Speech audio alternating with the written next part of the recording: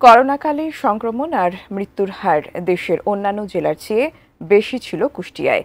এ কারণে জেলার ২৫০ শয্যার হাসপাতালে স্থাপন করা হয় আধুনিক পিসিআর ল্যাব।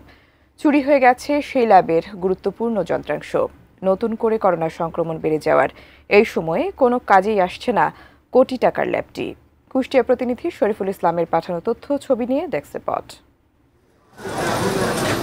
২০২০ সালের করোনাকালে কুষ্টিয়ার ২৫০ শয্যা বিশিষ্ট হাসপাতাল বা জেনারেল হাসপাতালে বসানো হয় একটি আধুনিক পিসিআর ল্যাব। সেই সংকটকালে করোনা ভাইরাস শনাক্তে সেবা পান কুষ্টিয়া ছাড়াও আশপাশের জেলার লাখো মানুষ। নতুন করে আবার করোনার প্রাদুর্ভাব দেখা দিয়েছে দেশে, বাড়ছে আক্রান্ত ও মৃতের সংখ্যা। এমন পরিস্থিতিতে দুঃসংবাদ, কুষ্টিয়া জেনারেল হাসপাতালের পিসিআর ল্যাব থেকে চুরি হয়ে গেছে মূল্যবান সব যন্ত্রাংশ। ফলে ল্যাব থেকে সহসাই পাওয়া যাবে না সেবা। ভিশন এসি নিয়ে এলো মানিব্যাক গ্যারান্টি অফার। ১ মাস ব্যবহার করে সন্তুষ্ট না হলে সম্পূর্ণ টাকা ফেরত। পাশে নির্মাণাধীন ভবন, ওই ভবনের গ্রিল বেয়ে জানালা দিয়ে উঠে উপরে লক্ষ্য করে দেওয়া হচ্ছে, উপরের আউটডোর এসি গুলো একটাও নাই। তো পর্যায়ক্রমে ভিতরে দেখলাম তো সব জিনিসগুলো আমাদের ঠিকই আছে, জাস্ট আমাদের ওই সামনে যে পিসিআর মেশিনটা ছিল ওইটা মিসিং। পিসিআর মেশিন ওই ল্যাবে 2টা ছিল, তারপরেও আবার 2টা মেশিন নতুন এসেছিল, সেটা আমাদের এই ক্যাম্পাসে মানে এই ভবনে আছে। তো মানে এখন 3টা পিসিআর মেশিন আছে।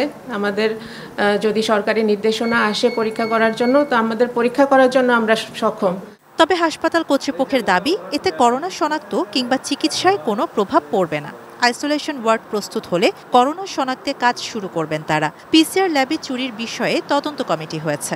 সরজমিনে গিয়ে দেখেছি যে ওখানকার অনেক কিছু ওখানেই পড়ে আছে, শেল টেলগুলো বা প্রয়োজনীয় জিনিসগুলো। প্রিন্সিপাল স্যারকে জানাই, তখন উনি একটা দ্রুত তদন্ত কমিটি করে পুরো ব্যাপারটা আমরা তদন্ত করি এবং আমরা ওইভাবে একটা রিপোর্ট দিই যে আমাদের কাছে মনে হয়েছে ব্যাপারটা কিছু দায়িত্ব অবহেলা হয়েছে। আমাদের আইসোলেশন ওয়ার্ডও রেডি আছে, কিন্তু আমাদের এখানে এখন পর্যন্ত আমরা কোভিড পজিটিভ কোনো কেস কুষ্টিয়াতে পাইনি।